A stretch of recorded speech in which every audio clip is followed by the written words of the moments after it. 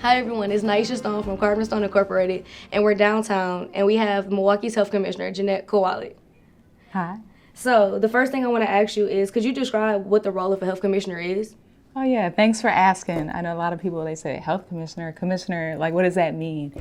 I like to say the health commissioner is, when you think of like a police chief, it's pretty much the same thing, but over everything that's health related.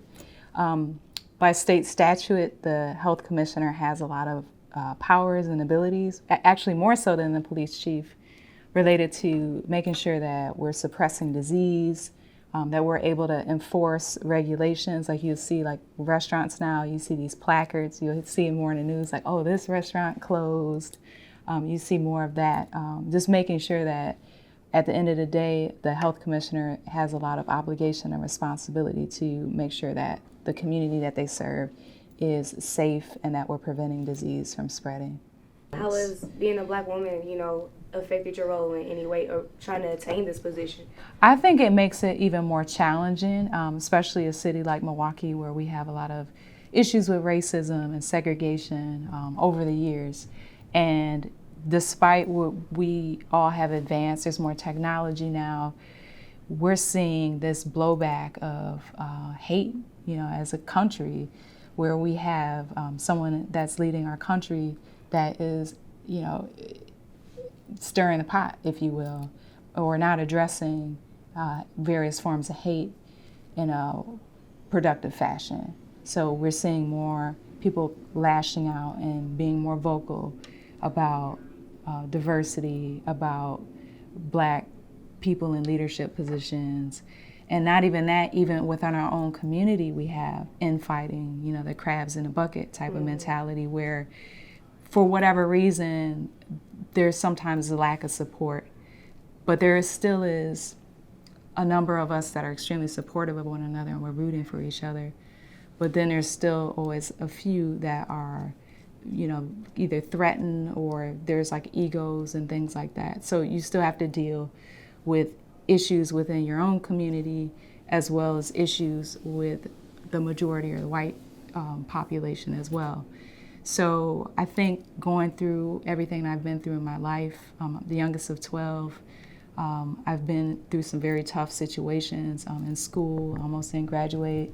There's a lot of things that have happened to me, single mom, that have made me very resilient and made me very headstrong. So knowing that in this work, not to take the attacks personally, because I honestly believe that this work is my ministry and my calling.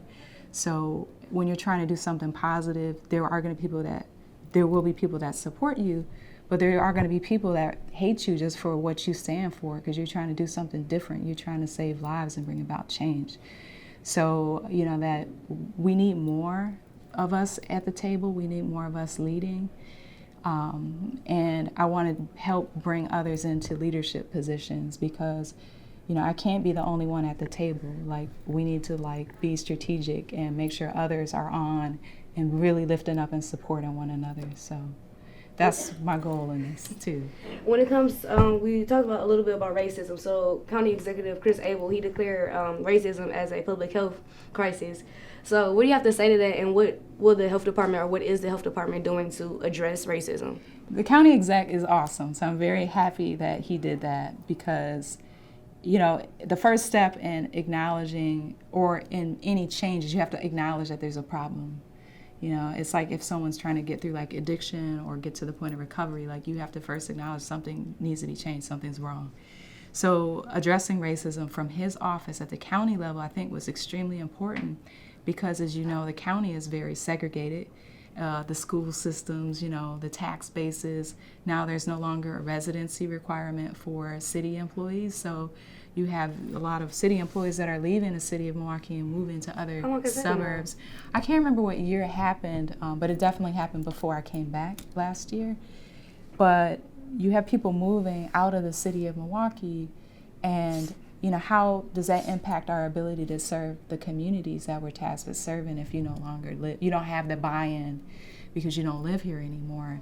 And, that's a debate, philosophical debate on where people are at. But it is a very notable difference that many people have moved out. So you, in essence, it's somehow created more segregation as people are, moving out and moving into different communities. And then you have the whole urban redevelopment, hipster type of trend where you have people moving into areas of town that were blighted and buying properties cheap and building properties up and creating this like whole new wave for individuals, and in essence, and this is happening across the country, right? Like gentrification and redevelopment and whatnot. But anything that's going to make the community better, I'm totally supportive of. However, it needs to be with the community and not like, oh, well, we're just going to take your land and then,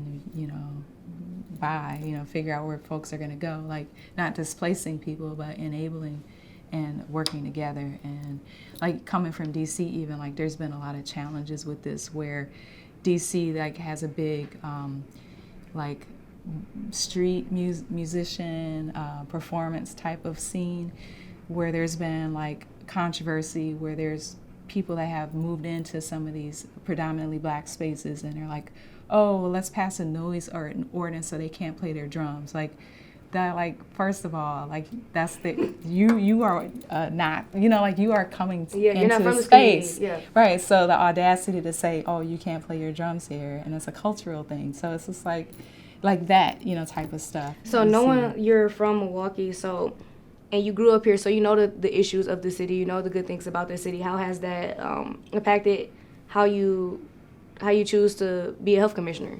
Oh, definitely. I think Milwaukee has made some progress. I mean, there's a lot of new development, like we just talked about development, but there's new businesses coming here. There's more innovation.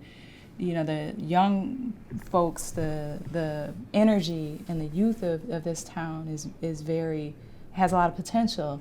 So, I'm Generation X, right? And, there's, baby boomers, traditionalists, those are folks that are very, very retired or tend to be very, very retired. It's like we should be like creating opportunities to work together and like mentoring, sponsoring, because we're not going to be around forever, right? So how do we like create spaces for others to get their first, management job so eventually they can become a health commissioner? Like, we have to be thinking of it that way. So if you could, what would you rate the public health of Milwaukee, and what can we do on an individual level to begin to have a better, health for all of us? Well, that's the other thing about government is like how we work on policies, systems, and environment. Like we have an obligation to create more opportunities for people to have access to healthier foods, that the air and the water is clean. There's a lot of things that we do that we regulate to make sure that everyone has like safe food and water. The housing piece is also huge. As you know, rents and property values keep going up in Milwaukee. Mm-hmm. So that's causing a lot of issues for people that maybe they could have afforded $500 a month for rent, but what are you getting for $500 a month? Where do you have to live? Yep. The quality of what you can afford is changing dramatically. And then we have people, too, that, the whole violence concern that we have in this town, and how are we looking at violence as a public health issue and looking at, like, trauma that has not been resolved and conflict where, people have been having conflict since the dawn of time, right? But how are they dealing with it now? People, going 0 to 100 over an argument over something very basic and petty, where someone, pulls out a weapon and then it ends up becoming a problem. So, like, how are we, like, working with mental health providers, schools, faith-based, to, like, provide access to resources and education on how to resolve conflicts, how to deal with trauma, if someone was abused or something happened to them, how are they working through that? The other thing, too, is like access to care, access to health care. That's a big thing. Like, we're coming from the prevention point of things. So we don't want to wait till someone has full-blown disease X. What do you want people to know about you as who you are, aside from the health commissioner? Oh, so I want people to know that this is my hometown. I'm from here. I am like a big music, hip-hop, like just I'm like a regular person, and even though I'm in this role that has a lot of responsibility and obligation, that I am a person of the community, and my heart is with my people. Like, so I'm gonna have to make some decisions that may not be popular, or make decisions that may cause a little tension, but we're in a crisis. We can't keep doing things business as usual. We have to switch it up and make some bold decisions and take some risks, like failing forward or falling forward. We have to be able to do that because, babies are dying prematurely. We have, incarceration rates, people, getting shot and killed off of petty arguments. Like, there's just so much that's happening in Milwaukee that, in other cities of this size, they're grappling with some of the same problems. But the point of the matter is having people in positions that can actually help to make things better, that actually care, and that are committed to bringing about change, and not just doing it based off of their own ego, but doing it as like, okay, let's like spread this out, let's get more folks involved, let's like to really try to create a tidal wave of positive change. So me, at the end of the day, I'm an artist, so whatever I do in my role, that there's going to be some creativity to it, there's going to be some flyness to it, and it's going to be fun. Like, this work can be very demanding and draining, but you should have fun at work, and it shouldn't be scoffed at or seen as like you're not doing your job. Like, serving the public is very rewarding, and there's no experience or feeling like that. You can make millions of dollars and feel empty, but being in this role where you can actually help save lives by the decisions you make, the policies that you support, activating various organizations and community groups, talking to alders, listening to constituent issues or getting ideas, just being open for feedback and knowing that it is a political position, but I'm in this because it's my heart, it's my passion, and I feel it's my divine call to serve. So people have heard me say that a few times, but I really do. And I think when you follow your calling, again, you're going to get dinged up a little bit in doing that because you're trying to follow what you're supposed to do. But at the end of the day, it's not about me. It's about the greater good and about the future. So. Okay. Well, thank you so much for coming to Carvd Stone Incorporated and inviting us down to your office. So in the end, everything will be carved in stone. Ooh, I didn't know I was talking that long.